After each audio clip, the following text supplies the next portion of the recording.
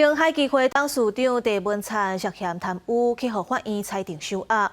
律师是随提出控告，不过高等法院甲控告驳回，确定收押2个月，而且是袂使阁提出控告啊。另外，公职案的被告将大塑集团信用的总经理，昨第3届开机压庭，法官同款是裁定维持1000万交保。有什么话想说吗？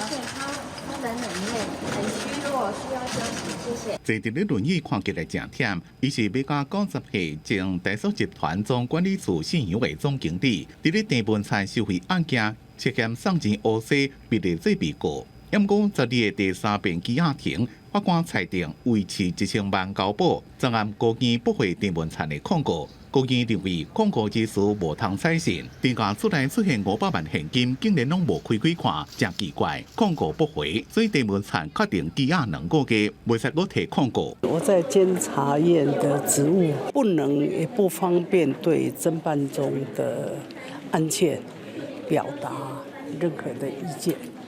那我期待勿往勿纵。被解读是党内的内斗。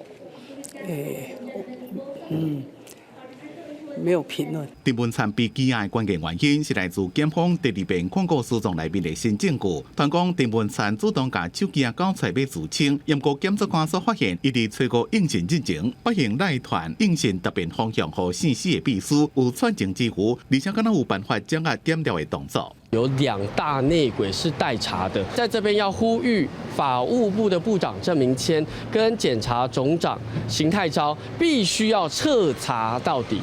国民党桃园市议员领导质疑，这件案件被压了7年才办，还有桃园市调处当年伫咧侦办时阵，敢若是有人向涉案的地主报风声，应该查清楚是毋是有内贼。桃园地检署也已经分案调查涉密的代志。